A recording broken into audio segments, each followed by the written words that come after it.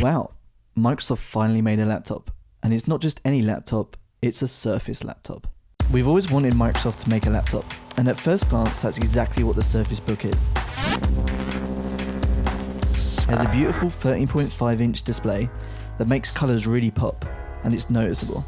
What's also noticeable is the unusual 3:2 aspect ratio that Microsoft has picked for the Surface Book. It's just like Google's Chromebook Pixel, and it takes a little getting used to. If you're watching a movie, you'll get some letterboxing, but if you're browsing the web, then there's lots of vertical space to read sites. If you use a browser all day, you might fall in love with this weirdly tall screen. While Windows laptops usually have terrible trackpads, Microsoft's Surface Book looks and feels just like a MacBook's. It's a joy to use throughout Windows thanks to the glass surface and the pure size of it. Typing on the keyboard at first feels like you have to press too hard because there's very little key travel here. But once you get used to it, it's actually a lot better typing experience. I've switched back to other laptops, but their keys feel mushy in comparison. The spacing between the keys is really ideal on the Surface Book, and it feels comfortable. I really can't fault it, Microsoft has done a good job. The really intriguing part of the Surface Book is the new fulcrum hinge. It snakes around the base and display of the Surface Book, and it looks awesome, like something out of an Alien movie. But it also reveals the weaknesses of the Surface Book. When you close the book down, the display doesn't sit flush with the keyboard, so there's an ugly gap. Dust, hair, and all sorts of other nastiness now get regularly deposited onto the Surface Book keyboard because of it. It's ugly, but it's a compromise that allows for the biggest surprise of Microsoft's laptop. It's also a tablet. Yes, that's right, it's a tablet. That sounds insane, but watch. You press this little button here and it unlocks the screen from the base. You pull it off and it's a tablet. Microsoft has built an entire PC into this display that doubles as a touchscreen and supports a stylus. While the base unit and display combine into a laptop that's not exactly lightweight, the tablet by itself feels comfortably light. Because of the 3:2 aspect ratio, it also feels like you're holding a sheet of paper that Microsoft insists on calling a digital clipboard. That actually kind of makes sense. You'll mostly want to use it for notes because using it as a tablet to play games or watch movies is a little awkward without a kickstand or case to prop it up.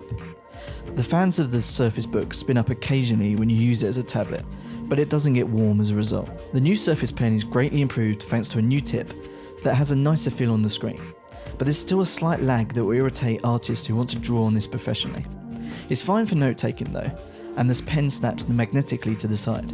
That's better than a pen loop, but it still always falls off in my bag. Once you're done using it as a tablet, you can simply dock the Surface back in and it stays coupled together with magnets and a new muscle wire lock that secures it firmly in place. Windows 10 does a good job of switching between a touch-friendly mode and one more suited to a keyboard and mouse, especially if you enable it to do so automatically. There's still a lack of good touch apps for Windows 10, but I still like switching between using a laptop and straight into a tablet. It's pretty seamless, and apps snap back to their positions so you can carry on working as a laptop and vice versa. While this sounds like the ideal combination of a tablet and laptop, there's still some drawbacks. The hinge isn't resistive enough like a regular laptop, so it bounces a little if you're typing in your lap or you touch the display while you're using it as a laptop. A lot of 2-in-1 Windows laptops have the same problem because they're trying to be a tablet and a laptop. And Microsoft has probably done the best job yet, but it's still not perfect. It's also a little heavy as a 13-inch laptop at just over £3, and that's mostly because the base unit of the Surface Book is just pure battery mixed with ports. On some models, there's even a GPU in the base that will make the pro apps and games better. Even on the base model, it's a fast laptop for the majority of desktop apps like Chrome, Photoshop, and basic games from the Windows Store. While the tablet portion should last around 3 hours, Microsoft claims up to 12 hours if you're using it as a regular laptop. It's not lying. During our own Verge battery test, we found the Surface Book lasts nearly 13 hours for the base model without the additional GPU. It's incredibly rare for a Windows laptop to have great battery life, and I'm amazed it lasts a full working day and more. However, if you're using lots of apps and really pushing it, they expect around 6 hours of battery life. So is the Surface Book really the ultimate laptop that Microsoft claims it is? Nearly. I say that because sometimes I'm using the Surface Book and I really wish Microsoft had just made a pure laptop. The display wobble is irritating, and the weird gap when it's closed means I have to clean the Surface Book every day. If Microsoft can fix the hinge in future versions and make it a little less bulky and lighter, then this could be the ultimate laptop. It has a beautiful display, amazing battery life, and the keyboard and trackpad feel great. If you really need a laptop that transforms into a tablet, then this is probably the best one out there that I've used. but is not the ultimate laptop just yet.